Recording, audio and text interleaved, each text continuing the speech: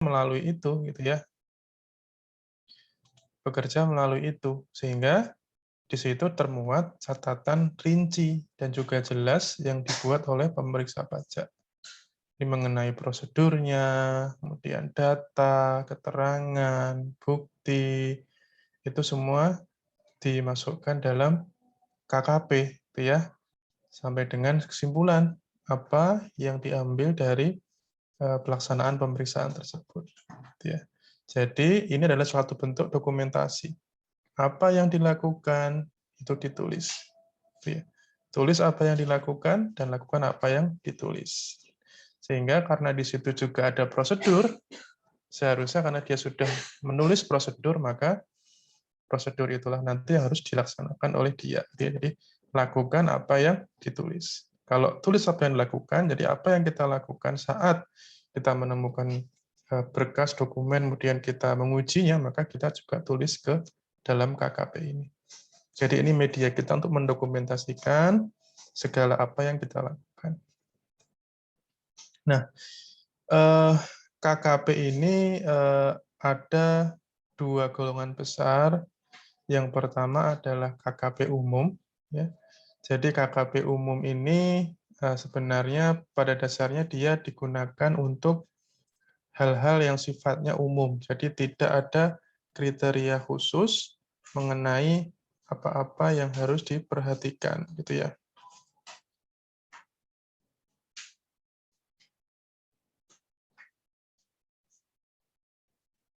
Nah, kemudian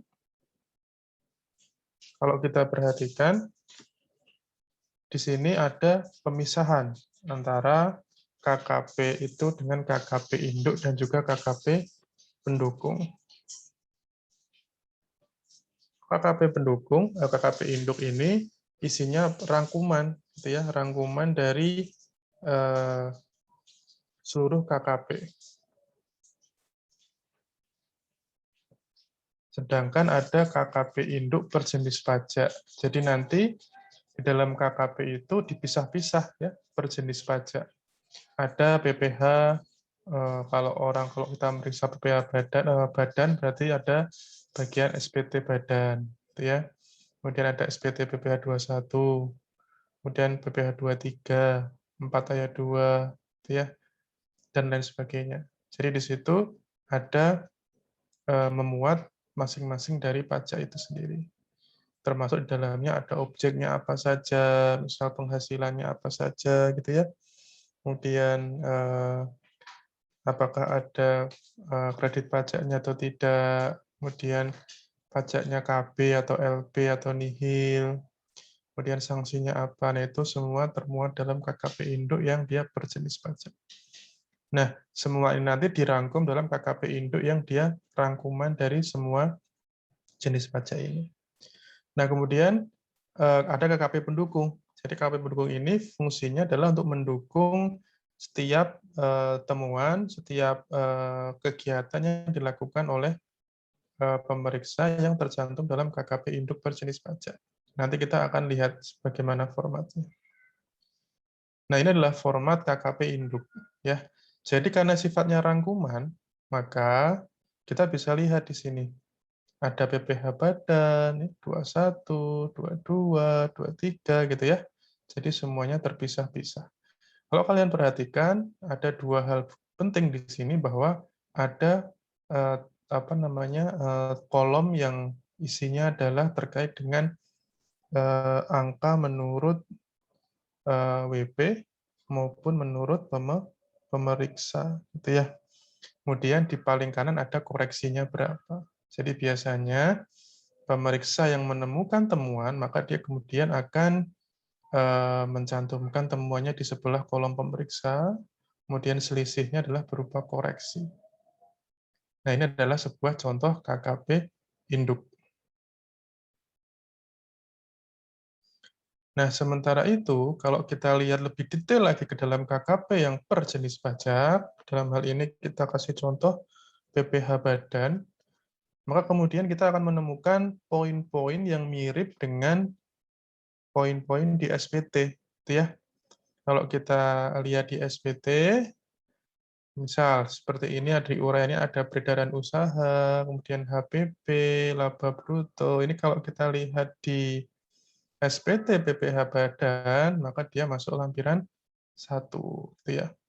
Nah, tentu semua ini adalah angka-angka yang kemudian diambil dari SPT-WP sebelah sini dan temuan pemeriksa yang ada di sebelah tengah ini.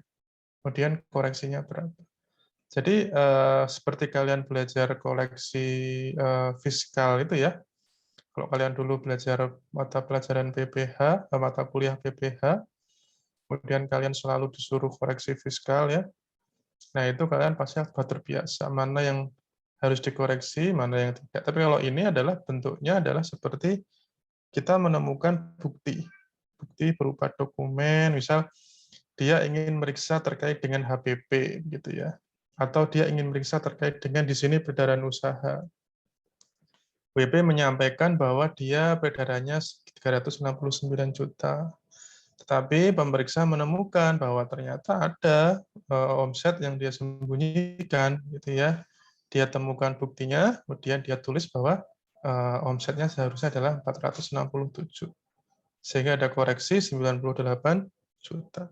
Nah, ini adalah contoh bagaimana kita melakukan pemeriksaan terkait dengan satu jenis pajak PPh badan. Jadi sudah serumit ini.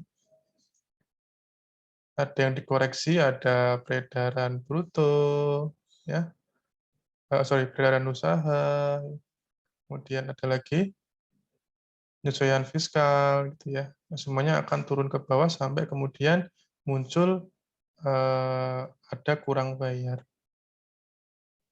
Kalau menurut si WP-nya dia nihil, menurut si pemeriksa dia kurang bayar 15.900.000. Plus ditambah ada sanksi, ya. Sanksi administrasi ini adalah terkait dengan keterlambatan pembayaran. Ya, kalian pasti paham konsepnya. Sekarang tarifnya tidak 2% lagi ya, tapi tarifnya sudah sesuai dengan mekanisme pasar. Tiap bulan Menteri Keuangan Badan Kebijakan Fiskal, dia akan menentukan berapa sih sanksi yang berlaku untuk bulan ini, gitu ya. Nah, ini adalah PPh pasal 21. Sangat kecil, mungkin tidak akan terlihat oleh kalian. Cuman konsepnya sama dengan tadi yang PPh badan, ya. Tetap di sini ada penggolongan objek pajak, ya. Ada pegawai tetapnya berapa, ya. Kemudian pegawai tidak tetapnya berapa, dan sebagainya. Jadi, kalau kalian familiar dengan SPT masa PPh 21, maka kalian akan menemukan setiap poin dari yang ada di SPT ini adalah masuk ke dalam sini. Nah, bahkan ketika saya masuk ke pembaruan sistem inti perpajakan itu tadi, kami juga membuat e-working paper. Jadi semua ini nanti akan kami ubah ke dalam mekanisme e. Jadi tidak melalui kertas yang bertumpuk-tumpuk lagi, tapi melalui mekanisme sistem itu ya, sehingga tidak menyulitkan dalam melakukan pencetakan atau hal-hal lain. Nah, memang poin-poin ini harus diperhatikan, gitu ya. Jadi kalian kalau mau belajar pajak, sebenarnya belajar dari SPT itu sudah banyak mewakili. Nah, ini contoh ekualisasi. Jadi tadi PPh pasal 21, yang ini adalah KW pendukung. Ya, jadi KKP pendukung ini fungsinya adalah untuk melakukan supporting kepada jenis pajak yang lain. Jadi misalnya di sini kita lihat dalam sebuah isi, jadi kalau kita lihat bagian-bagian dari KKP ya, nanti kita belajar ada bagian yang sebentar.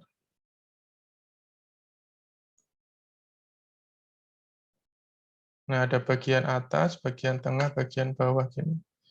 Nanti kita belajar. Nah, di sini kita lihat di bagian tengahnya dia berbeda ya. Dia berbeda. Karena yang tadi bagian tengahnya berupa tabel dengan uraian seperti poin-poin di SPT, tetapi yang pendukung ini dia lebih ke arah narasi. narasi dan perhitungan apa yang dilakukan oleh si pemeriksa. Itu ya. Nah, ini untuk mendukung, hitung-hitungan ini mendukung pos-pos dari PPh pasal 21. Seperti itu. Nah, berkas KKP ini, kalau kita lihat ada beberapa ya tadi. Nah, ini jadi satu. Jadi, berkas KKP ini terdiri dari KKP itu sendiri. Jadi yang tadi KKP induk berupa rangkuman, kemudian KKP berjenis pajak, kemudian KKP dokumen pendukung ya. Nah, ditambah lagi dokumen pemeriksaan. Apa ini? Yaitu dokumen-dokumen yang menjadi supporting bukti bahwa kita melakukan koreksi itu berdasarkan dokumen ini. Gitu. Jadi seperti lampiran kalau kalian nulis KTTA ya. Lampiran, misal transkrip wawancara, kalau kalian mau lampirkan silakan. Nah, ini contohnya dia adalah sebuah lampiran yang mensupport atau menguatkan apa yang dicantumkan dalam KKP maupun dokumen pendukung KKP. Nah, dokumen pendukung KKP adalah dokumen yang diperlukan untuk mendukung atau sebagai sumber dalam pembuatan KKP. Ya, jadi dia kayak semacam kwitansi atau mungkin ada invoice atau mungkin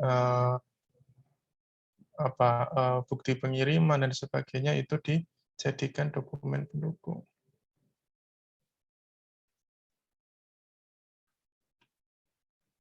Nah, kemudian ada dokumen pemeriksaan, kemudian ada berkas KKP. Nah, ini semua jadi satu, dijilid ya, kemudian nanti disimpan. Dia tidak dikirim kemana-mana, KKP ini, karena yang dikirim ke penagihan, dikirim ke pelayanan itu adalah LHP-nya, laporan hasil pemeriksaan. Tetapi untuk KKP-nya itu disimpan oleh seksi pemeriksaan, gitu ya. Kenapa? Karena nanti ini sebagai dokumentasi kalau sewaktu-waktu ternyata katakanlah kita di-challenge untuk keberatan atau kebanding, itu berkas ini bisa menjadi bahan pelajaran oleh yang akan dipelajari oleh si penelaah keberatan sama teman-teman yang nanti ikut sidang banding di pengadilan pajak gitu ya. Jadi sangat berguna. Nah, fungsinya apa? Pertama, KKP ini sebagai bukti. Bukti bahwa pemeriksa itu sudah melakukan pemeriksaan sesuai dengan standar pelaksanaan pemeriksaan. Yang kedua, ketika kita melakukan pembahasan akhir dengan wajib pajak, ya, kita butuh KKP ini sebagai rujukan. Ketika WP katakanlah dia menanyakan kok seperti ini Pak, gitu. Ya Bu, karena hitungan kami berdasarkan bukti ini, maka ini harusnya masuk ke peredaran usaha, gitu ya. Jadi sebagai senjata kita lah untuk menghadapi wajib pajak. Dan yang ketiga tentu sebagai dasar pembuatan LHP, ya. LHP harus sesuai dengan KKP. Nah, LHP itu sebenarnya adalah rangkumannya dari KKP. Decision-nya apa, keputusannya apa. Nah, itu masuk dalam LHP. Nah, kemudian ini menjadi sumber informasi bagi penyelesaian keberatan atau banding yang diajukan oleh WP. Tadi yang saya sampaikan di depan, bahwa ketika WP itu mendapatkan SKP, ya, kemudian dia mengajukan keberatan, maka ini bisa jadi bahan yang bisa dipelajari oleh penelaah keberatan, dan lain sebagainya. Yang terakhir tentu ini untuk referensi pemeriksaan berikutnya. Misal WP ini dulu pernah diperiksa di pemeriksa pajak saat ini mau memeriksa tahun pajak 2019 misalnya. Ternyata menurut data dia pernah diperiksa untuk tahun pajak 2018 gitu ya. Maka kemudian kertas kerja pemeriksaan yang dibuat dulu di untuk tahun pajak 2018 maka bisa kita gunakan sebagai referensi. Ya sama kalau kalian menulis KTTA gitu ya, kan cari-cari dulu referensi dari kakak kelas dulu gimana sih gitu ya. oh ternyata kayak gini toh KKTTA itu. Jadi kalian punya bayangan, oh aku pengen kayak gini, tak modifikasi dikit lah gitu ya, kayak gitu-gitulah. Jadi ini menjadi referensi bagi pemeriksaan untuk pemeriksaan berikutnya gitu ya. Nah, ketika kita membuat KKP, maka isinya itu harus memuat beberapa hal ya. Pertama tentu terkait dengan prosedur pemeriksaannya. Kemudian yang kedua terkait data atau keterangan atau bukti yang diperoleh. Kemudian pengujiannya apa yang dilakukan. Kemudian yang terakhir simpulan atau hal lain yang dianggap perlu. Jadi ini seperti yang tadi saya sampaikan di depan ya, bahwa sebenarnya KKP itu fungsinya adalah menuliskan apa yang kalian lakukan dan juga melakukan apa yang kalian tuliskan. Kalian tulis di awal prosedurnya bagaimana, ya harus kalian lakukan. Kalian menemukan bukti, data, keterangan, kalian tulis di situ.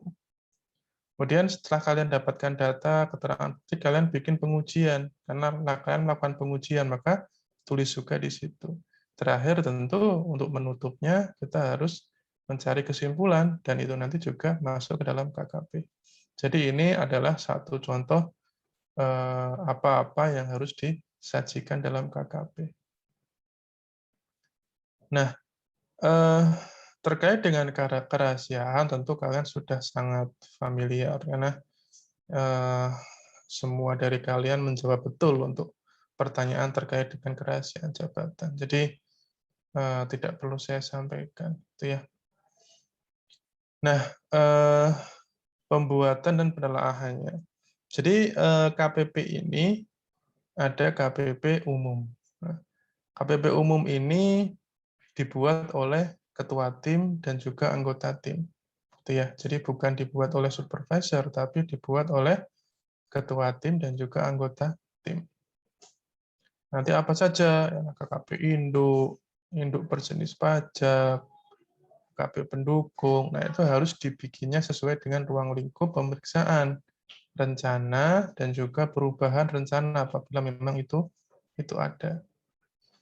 Nah, dalam hal terdapat pos-pos turunan yang tidak diperiksa berdasarkan rencana pemeriksaan atau perubahan rencana pemeriksaan, maka KKP harus mengungkapkan bahwa pos itu tidak diperiksa.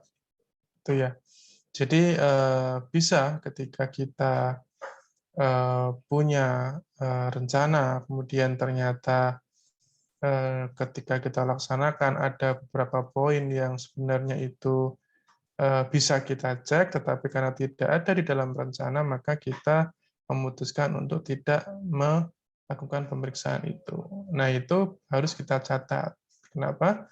Karena ini adalah satu bentuk dokumentasi, satu bentuk komunikasi dengan pemeriksaan yang mungkin akan dilakukan tahun depan. Jadi ketika pemeriksa yang selanjutnya dia ingin memeriksa wajib pajak ini, maka dia kemudian bisa menggunakan notes ini ya, untuk kemudian masukkan dalam ke rencana pemeriksaan mereka. Jadi akan jadi diperiksa oleh pemeriksa yang baru. Nah, kemudian ketika ketua tim dan anggota tim membuat KKP, maka kemudian supervisor itu bertugas untuk melakukan penelaahan. Dicek gitu ya, direview apakah kerjaannya udah benar atau belum gitu ya. Jadi kalian harus sadari bahwa supervisor itu yang paling tinggi gitu ya. Kemudian yang kedua ada ketua tim, yang ketiga anggota tim. Jadi dia tugasnya mereview. Nah, kemudian kalau KKP khusus, tentu itu dibuatnya sesuai dengan ketentuan yang mengatur tentang KKP khusus.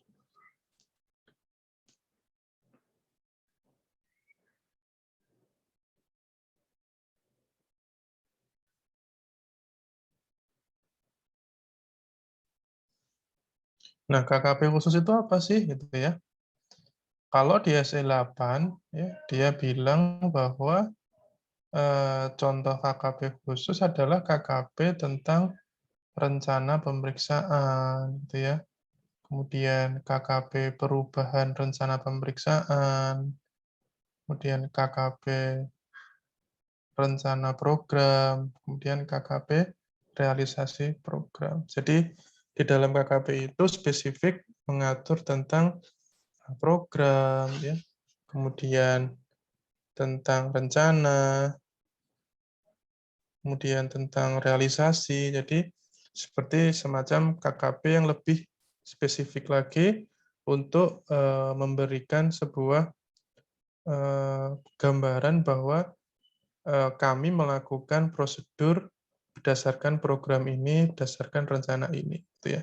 Jadi bentuknya tidak setebal atau sebanyak KKP umum. Nah, kemudian format KKP sendiri itu ada 3 bagian. Pertama bagian atas, yang kedua bagian bawah, bagian tengah, sorry. Kemudian yang terakhir bagian bawah. Nah, ada beberapa bagian yang merupakan bentuk baku yang tidak bisa diubah, harus sesuai dengan standar. Ada bagian yang harus tidak baku. Nah, kalau kalian perhatikan, bagian atas itu baku, bagian tengah itu yang pertama tidak baku, yang kedua itu baku. Kemudian yang ketiga, bagian bawah itu baku. Nah, ini adalah contoh bagian-bagiannya. Ini adalah bagian atas. Isinya ada kop, instansi, kemudian ada judul, kemudian ada nama WP, NPWP, masa tahun pajak, gitu ya. Nah, itu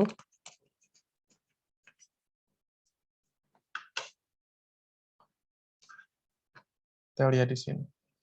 Kemudian yang bagian tengah ini ada tengah bagian pertama, ada tengah bagian kedua. Nah, tengah bagian pertama ini dia close, kosong. Ini yang tadi tidak dibakukan. Terserah, mau nulis apa aja di sini terserah.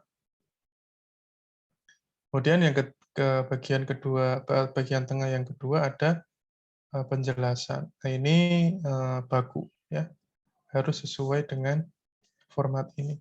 Kemudian yang bagian bawah juga baku.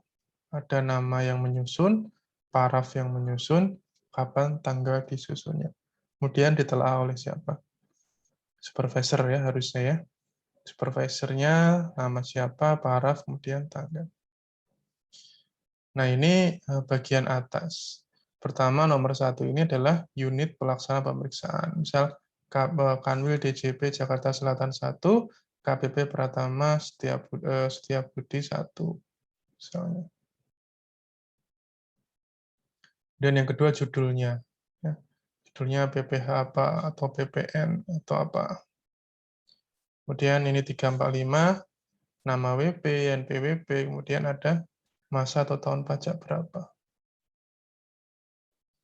Nah, ketika kita bicara tentang bagian tengah bagian tengah KKP, ada bagian yang tidak dibakukan dan ada bagian yang sudah dibakukan.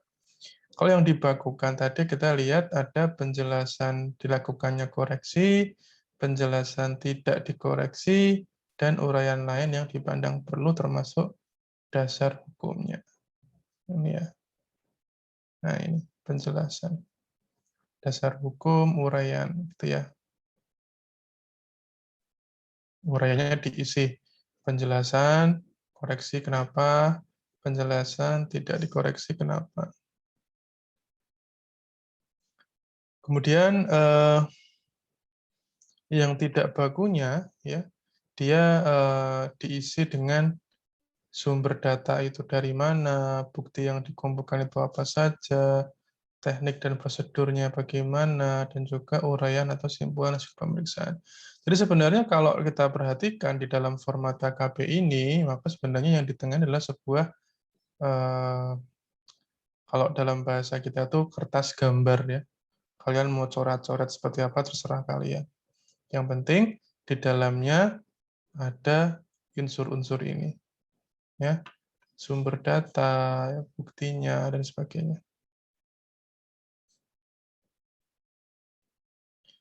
Nah, ini bagian tengah, yang bagian kedua.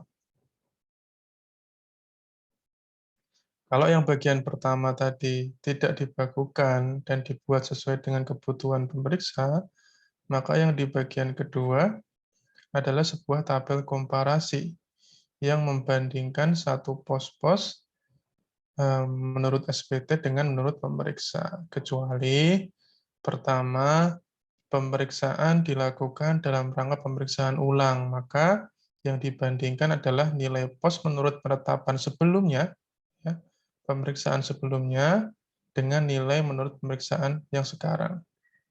Atau pemeriksaan dilakukan dengan kriteria WP tidak menyampaikan SPT, maka kolom nilai pada menurut SPT itu dikosongkan. Ya, logika sederhana saja sih.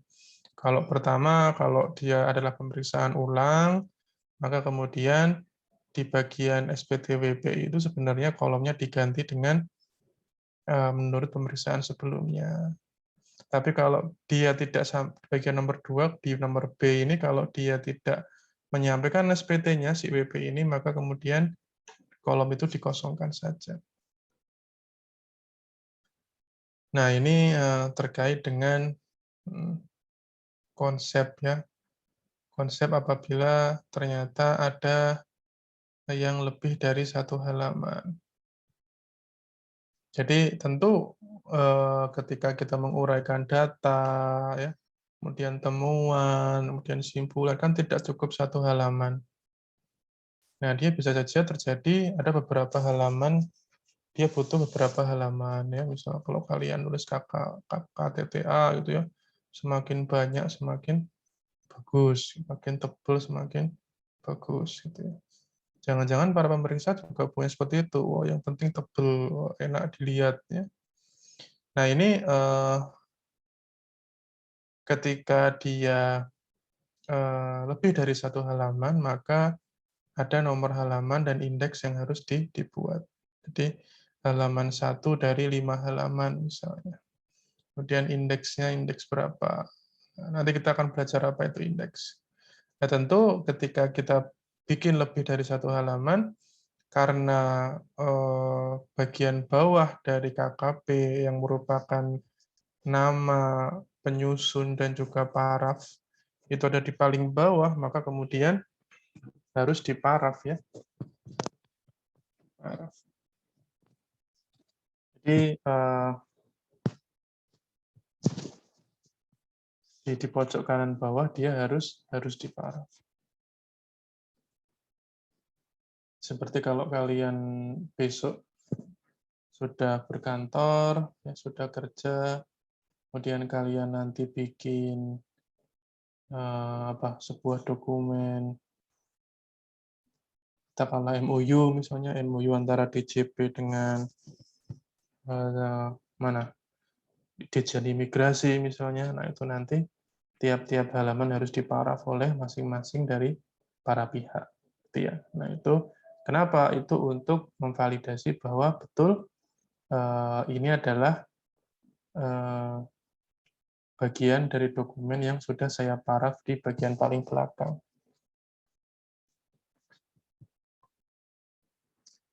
Nah, bagian bawah kalian tadi lihat ada nama dan paraf pembuat dan penelaah ya.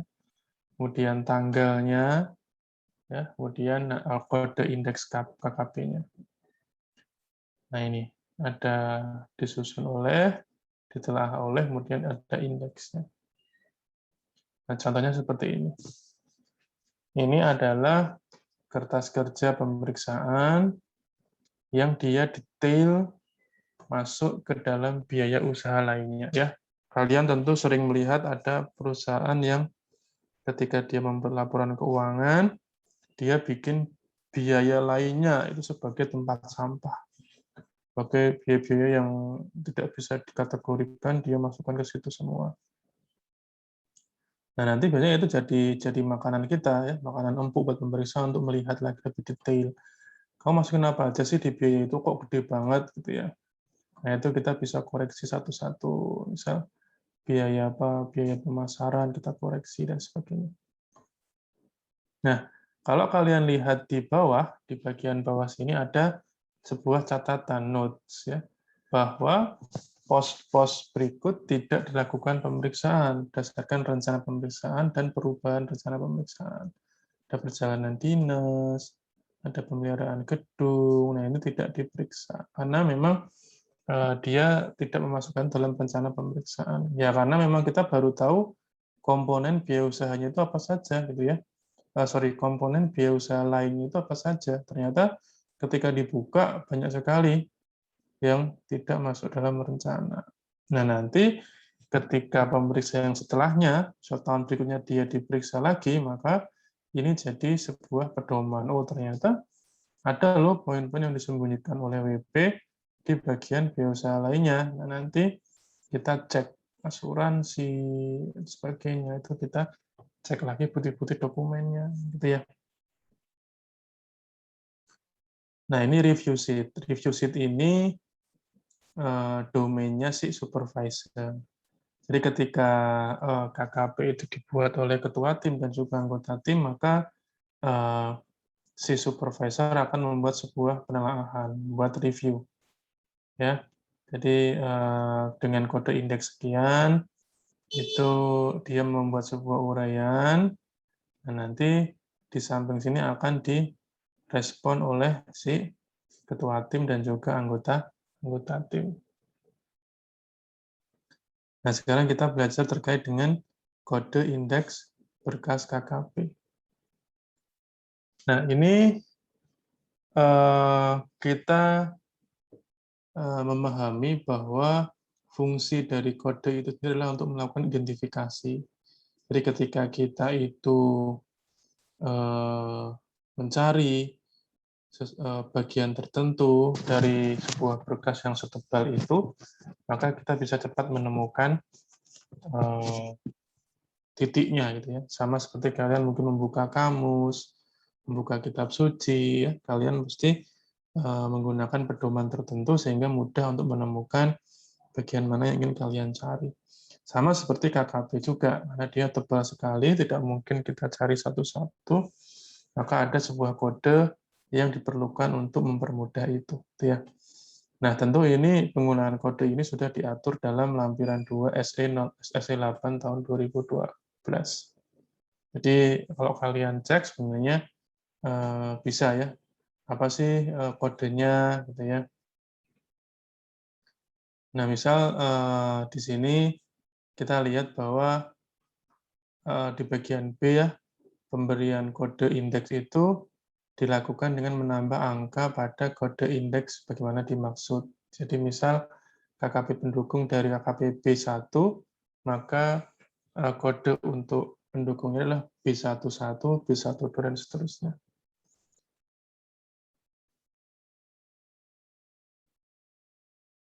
Nah, yang poin C-nya ya, apabila ruang lingkup pemeriksaan itu adalah satu atau beberapa jenis pajak, dan juga terdapat pos turunan yang tidak diperiksa berdasarkan rencana, maka kode indeks KKP-nya tetap mengikuti dari standar di SE 8 2012 lampiran 2.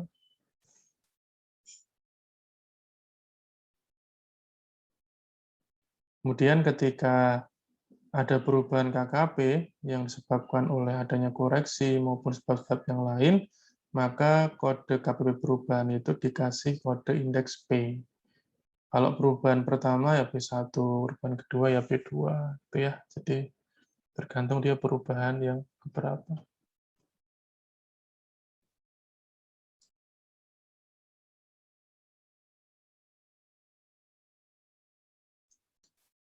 Nah, kemudian ini adalah daftar kode indeksnya.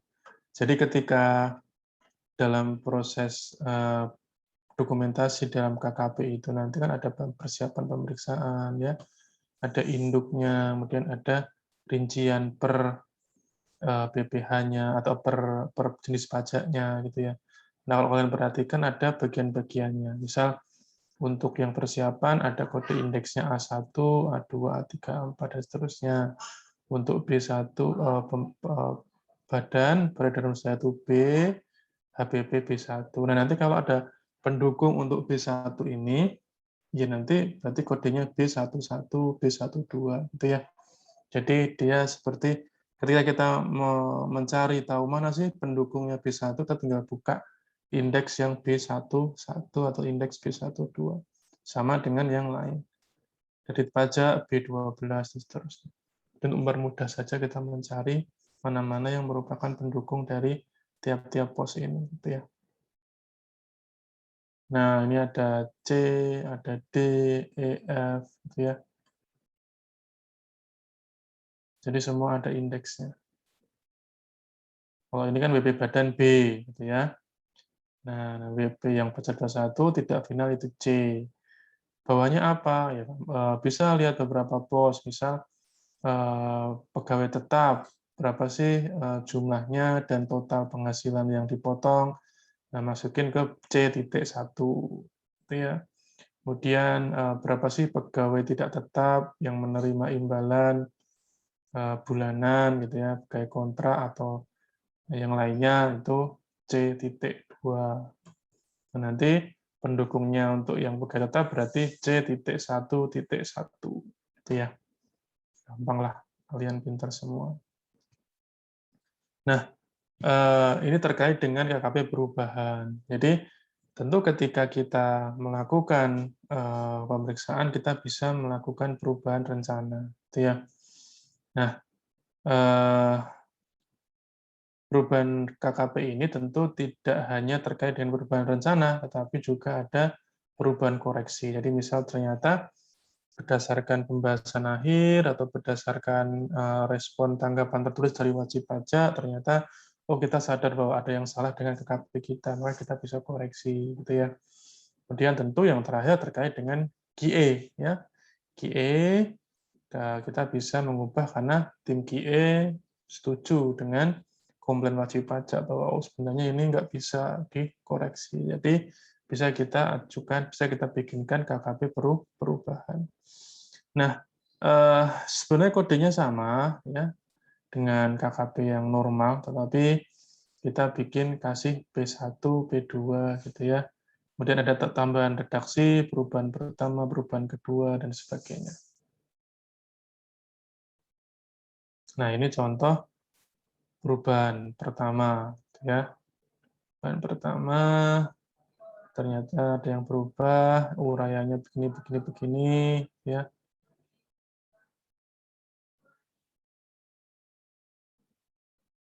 Nggak kelihatan ininya kok indeksnya ya.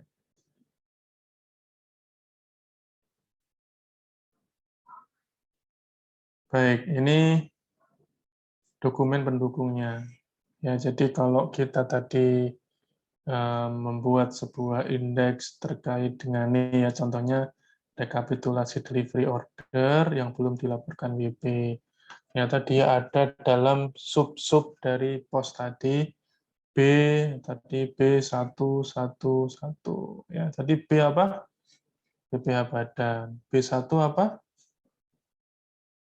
HPP, gitu ya. Nah, mungkin di bawah HPP itu ada pembelian, misalnya. Jadi B11 pembelian. Nah, pembelian itu ada apa? Ada delivery order, berarti B111. Itu ya. Nah, ini contohnya.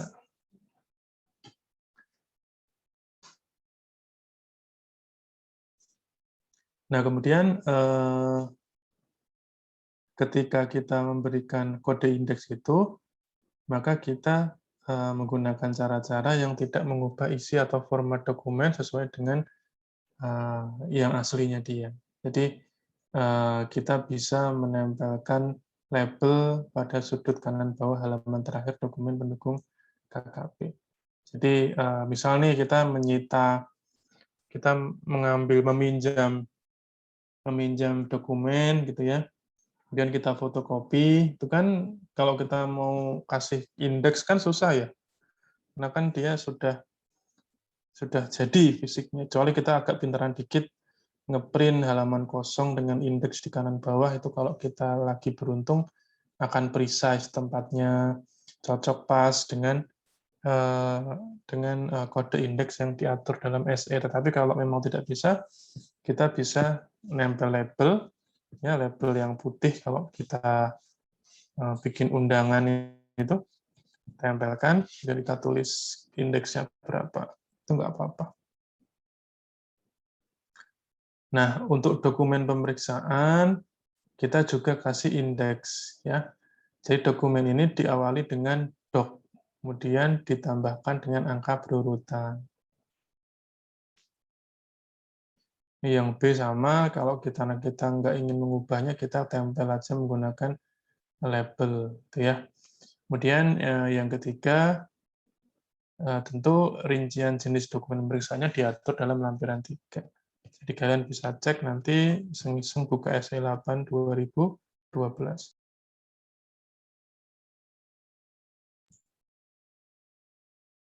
Nah, ini adalah referensi. Jadi ketika kita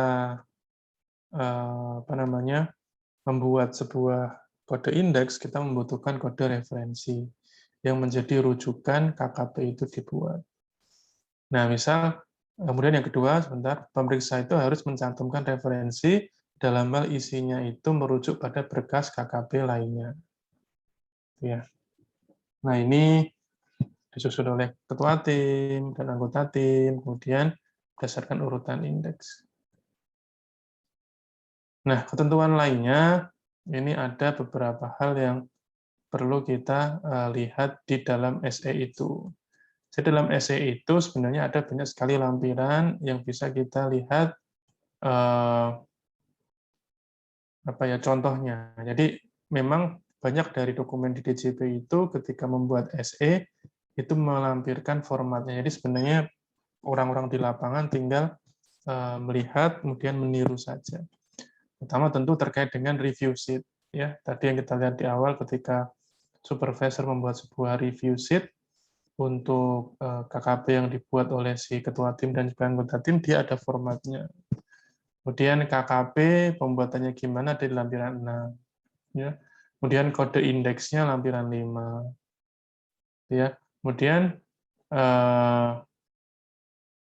semua itu bisa juga diterapkan ke dalam ketika kita bikin KKP untuk tujuan lain. Tetapi memang ini jarang kita lakukan, tetapi kalau memang kita lakukan, maka kita akan menggunakan format yang sama. Nah, ini contoh daftar kode indeks berkas kertas kerja pemeriksaan. Jadi seperti daftar isi lah ya, judulnya apa, kemudian indeksnya berapa, sama seperti kita bikin halaman di KTTA kalian.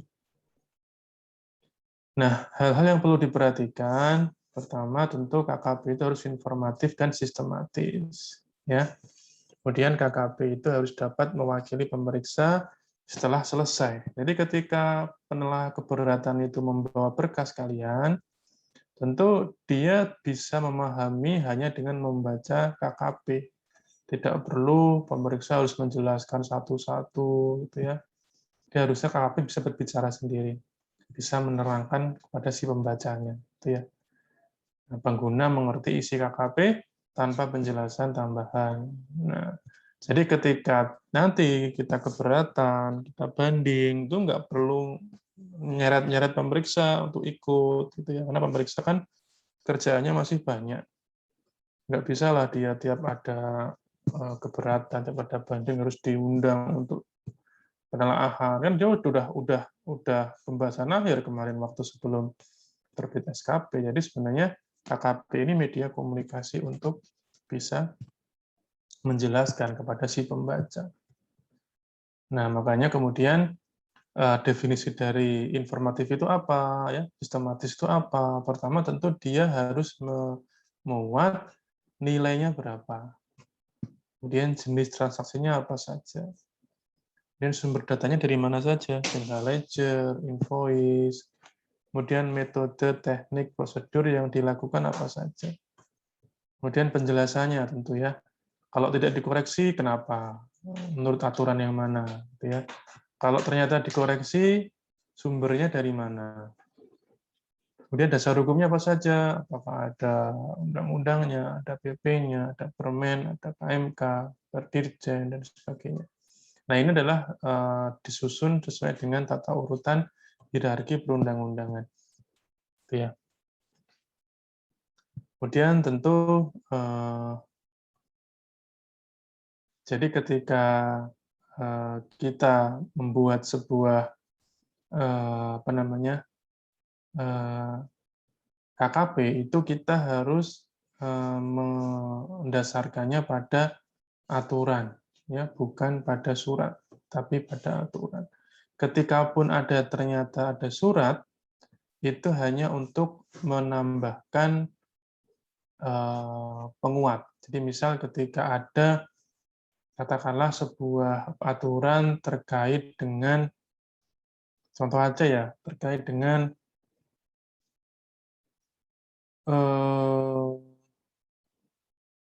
apakah WP yang menggunakan PP 46, kemudian dia tahun berikutnya itu omsetnya melebihi 4,8 dan dia menggunakan pasal 31E, kemudian tahun berikutnya dia omsetnya turun lagi, itu bisa nggak menggunakan PP 46 lagi, misalnya. Misal ya, nih ya. Nah, ternyata kemudian ada surat penegasan tuh dari kantor pusat, dari Direktorat Peraturan misalnya, menegaskan bahwa itu boleh, misalnya ya. Nah, itu nanti itu dijadikan dasar, tapi bukan suratnya, tapi peraturannya yang tadi direfer oleh si surat itu. Itu ya. Jadi semacam boleh itu menjadi salah satu penjelasan, penguat dalam penjelasan, tetapi harus merefer pada peraturan. Kemudian tentu ada ekualisasi antar objeknya. Jadi informasi ini juga penting agar kita bisa membaca bahwa oh, yang dikoreksi ini asal datanya dari ekualisasi toh, gitu ya. Oh, ternyata biaya gaji ini dikoreksi karena di SPT PPh 21 itu ternyata yang dipotong hanya sekian, gitu ya. Jadi ada informasi terkait dengan ekualisasi. Nah, kemudian KKP itu bukan rekap, ya, bukan rekap, tetapi dia adalah sebuah hasil pemeriksaan dan juga pengujian. Kecuali atas kredit pajak, ya, karena kredit pajak ini kan sebenarnya sesuatu yang dibawa oleh si WP itu berdasarkan bukti potong yang dia punya, bukti potong atau bukti pungut, gitu ya, sehingga sebenarnya itu satu hal yang dokumennya jelas. Nah, itu kita tinggal masukkan saja di rekap, kita masukkan saja ke angka yang memang ada bukti bahwa dia telah dipotong atau dipungut oleh pihak lain. Kemudian KKP itu adalah sebuah dokumentasi, ya. Tadi saya bilang mulai dari persiapan sampai dengan pelaporan. Sistematisnya di mana, ya? Di indeks. Jadi ketika ada indeks, ada urut-urutannya, ya, 1, 2, 3, 4, kemudian ada data pendukungnya, maka itu namanya sistematis. Kemudian KKP-nya ketika kita membuat KKP yang di dalam soft copy-nya, ya, dalam soft copy KKP-nya kita bisa mungkin menghindari melakukan input angka yang tidak ada sumbernya. Kenapa? Karena nanti ketika kita melakukan hal itu, kemudian itu diproses menjadi sebuah KKP, ternyata ketika dibaca oleh pihak lain adalah keberatan, dibaca oleh orang yang banding, itu akan rancu, dari mana, bingung, gitu ya, maka harus kemudian memanggil pemeriksaannya. Yang parah lagi, pemeriksanya lupa, gitu ya, lupa bahwa angkanya dari mana ya, gitu ya. Nah, itu kan hal yang sangat fatal, gitu ya. Nah, kemudian apabila memang soft copy, kemudian ada data yang sumbernya itu sama-sama soft copy, maka harus melakukan link data. Jadi ketika dia diklik, muncul langsung bahwa sumbernya dari sini, gitu ya. Nah, ini KKP induk sistematikanya seperti ini, ya, KKP induk, ya, kemudian KKP badan tadi, kemudian pas SPT-nya apa saja, misal badan usaha, HPP, ya, pendukungnya apa saja, misal HPP ada pembelian, ada penjualan, ada persediaan barang dagangan, gitu ya, dan lain-lain. Jadi nanti ada beberapa, masuk lagi lebih dalam, nanti kita kasih kode .1.1.1.1. Nah, kemudian tentu ada koreksi fiskal, ya, positif negatif sesuai dengan yang kalian pelajari di mata kuliah PPh. Kemudian ada koreksinya, ada 2 macam terkait dengan koreksi pembuktian. Kemudian ada koreksi pasal 4, 6, dan 9. Jadi ketika pembuktian ini adalah terkait dengan salah tulis atau salah hitung. Sementara kalau yang koreksi pasal ini tentu kita mau masuk dia sebagai objek atau bukan, ya, sebagai bukan objek atau objek. Nah itu kita masukkan dalam koreksi fiskalnya, ya, tapi tidak mengoreksi laporan komersial. Kenapa? Karena sebenarnya angkanya sama, ya, angkanya sama, cuman memang statusnya apakah dia masuk objek atau bukan objek. Jadi bahannya sampai di sini. Itu ya. Ada yang mau bertanya? Silakan.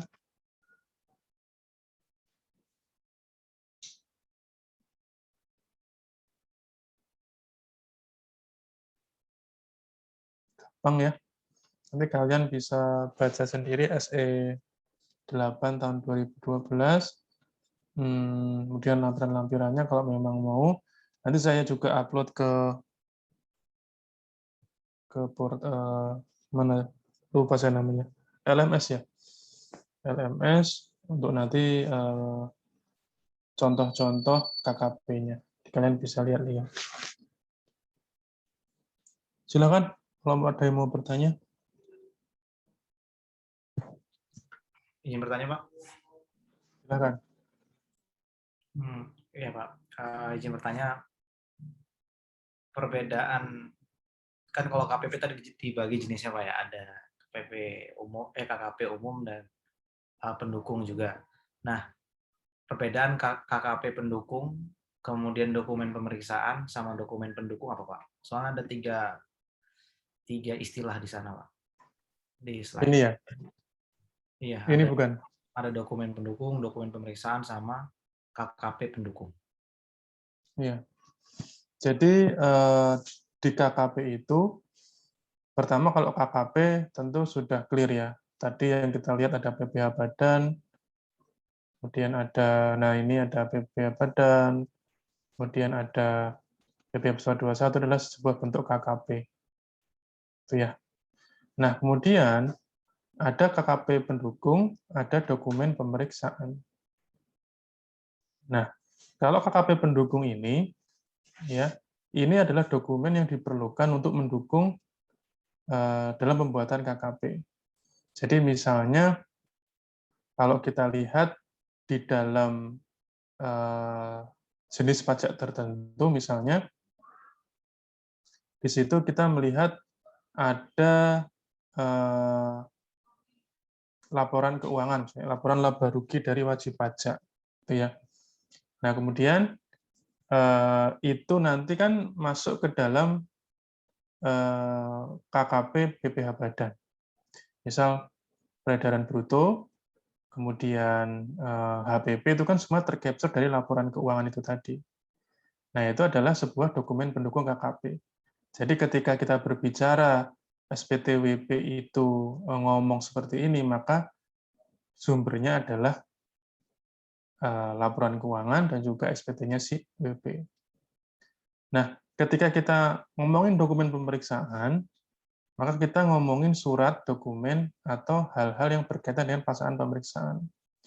Misalnya seperti karena kita itu ketika mau meminjam itu kita mengirimkan surat untuk meminjam, kita lampirkan itu. Jadi ketika kita mau melakukan penyegelan misalnya, penyegelan, kan kita dulu belajar bahwa ketika WP tidak kooperatif, maka kita melakukan penyegelan, ada berita acara, gitu ya. Nah, itu kita lampirkan dalam dokumen pemeriksaan sebagai pendukung bahwa kita melakukan ini, katakanlah kita melakukan menulis sebuah keputusan, sebuah koreksi yang sifatnya hanya secara jabatan, sesuai dengan asumsi kami pemeriksa, karena memang WP nggak kooperatif, gitu ya. Buktinya apa? Buktinya ada berita acara ini. Ya. Jadi ketika kita memasukkan semua dokumen ini ke dalam KKP, itu sebagai penjelas bahwa sebenarnya dalam pelaksanaan itu kita sudah melakukan beberapa hal yang memang sesuai prosedur. Buktinya apa ya, dokumen-dokumen tadi. Dokumen tadi kan tidak mungkin dilampirkan dalam LHP, karena LHP itu simple, hanya 1-2 lembar saja. Kalau dokumen yang kita bikin BA, kemudian surat-surat panggilan atau surat-surat pemberitahuan bahwa kita mau ke sana, itu kan harus dilampirkan bahwa kita sudah melaksanakan sesuai dengan prosedur. Gitu ya, Bi? Iya Pak, jelas Pak. Satu lagi boleh Pak? Boleh, silakan. Ya, sambil nunggu teman-teman, mending saya nanya dulu Pak. Iya. Tadi kan kalau di bagian tengah Pak ada 2 yang dibakukan sama yang nggak dibakukan Pak. Nah, kalau untuk yang KKP bagian induk itu kenapa di bagian dibakukannya nggak ada Pak, di bagian penjelasan-penjelasan kita? Sebelah mana? Kalau pakai yang induk Pak, misalnya slide 25 kalau nggak salah tadi.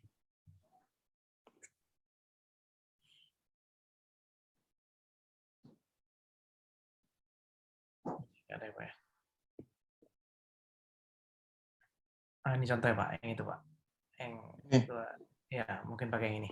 Nah itu kan nggak ada Pak, yang bagian tengah, yang bagian dibakukan ya, tengah di bagian dibakukan itu kolom penjelasan. Di sini nggak ada bagian penjelasan, kenapa ya Pak? Oh iya, baik. Di sini kita lihat bahwa ada kolom tengah ini ternyata di bagian keduanya nggak ada gitu ya, Bi ya. Memang kita bisa menduga bahwa sebenarnya bisa jadi ini adalah dokumen yang lebih dari 1 halaman. Bisa jadi seperti itu. Tetapi kalaupun memang tidak, ini berarti ada kesalahan. Harusnya memang di sini ada bagian yang dibakukan sesuai dengan tadi uraian dan juga dasar hukum. Tapi kalau memang ini lebih dari 1 halaman, harusnya di sebelah kanan bawah ada halaman 1 dari 3 halaman atau 5 halaman dan seterusnya. Jadi mungkin ada kesalahan capture di sini. Tetapi kalau kita lihat sebenarnya standarnya adalah bahwa di sini harusnya ada yang baku. Kalau tidak ada, bisa diasumsikan dia sebenarnya lebih dari 1 halaman. Itu, Bi. Oke Pak, jelas Pak. Makasih Pak. Iya, makasih. Yang lain silakan. Izin bertanya, Pak. Ya, silakan.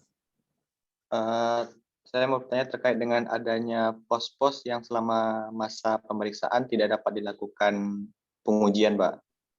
Terkait dengan misalnya ada pos-pos dalam pemeriksaan yang tidak dapat dilakukan pengujian selama pemeriksaan, itu dalam uraiannya apakah harus diletakkannya di mana, Pak? Lalu terus dalam uraiannya itu apakah harus menggunakan dasar hukum dalam hal terdapat pos-pos yang tidak dapat dilakukan pengujian, Pak?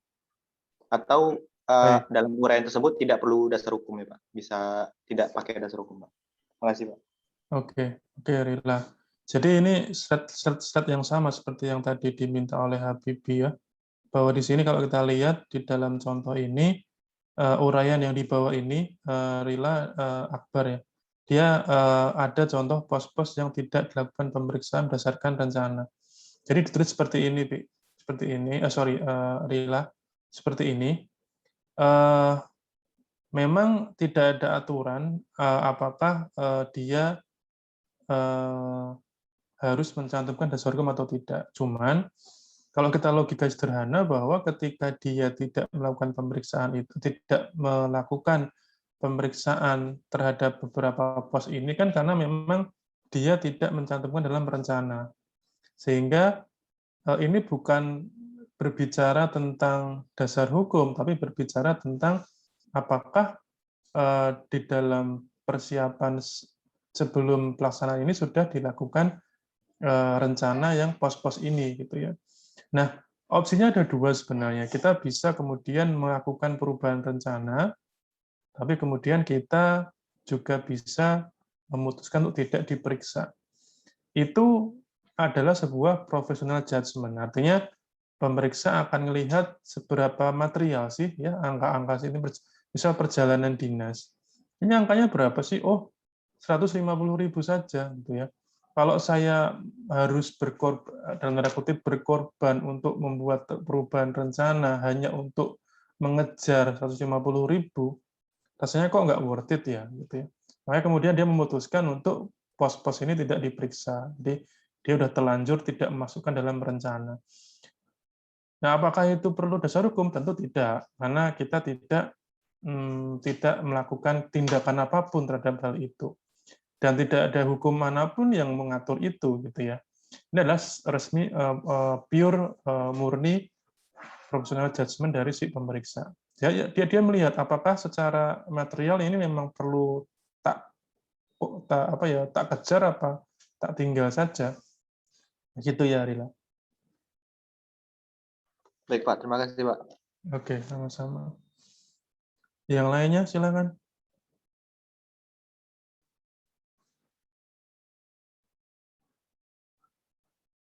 Oke, kalau nggak ada, saya minta izin nanti saya upload bahan-bahan contoh-contoh KKP di LMS segera setelah ini, insya Allah. Karena saya harus lanjut bekerja, jadi mohon izin saya tutup. Kalau ada yang keberatan, silakan loh ya, bilang aja. Cuman saya mau izin ke kalian untuk nutup kuliahnya sekarang, ya. Nanti kalian bisa baca-baca di LMS tentang contoh-contoh. Jadi kalian biar belajar sendiri ya. Nggak apa-apa ya? Ada yang keberatan nggak? Ya, Pak. Nggak apa-apa. Oke. Mengerti Jadi kan? nanti saya akan segera upload contoh file-filenya, contoh KKP-nya. Seperti kalian tolong belajar sendiri saja. Saya soalnya harus melanjutkan pekerjaan karena akhir Juni ada deadline yang diminta oleh vendor. Vendornya dari Austria sama dari Korea. Jadi kami harus selesaikan, kami harus komunikasikan ke mereka. Jadi nggak enak kalau kita telat karena Indonesia kan terkenalnya kan ngaret ya. Jadi agak kurang ser kalau kita telat. Jadi mohon izin teman-teman ya. Terima kasih atas pengertiannya. Mudah-mudahan kalian sehat selalu ya. Mohon maaf kalau ada kekurangan dalam penjelasan. Nanti kalau ada pertanyaan silakan ditanyakan melalui Intan, nggak apa-apa. Ya. Oke, sekali lagi terima kasih teman-teman. Semoga kalian tetap sehat. Selamat malam. Assalamualaikum warahmatullahi wabarakatuh. Waalaikumsalam. Waalaikumsalam. Terima kasih, Pak. Terima kasih, Pak. Terima kasih, Pak.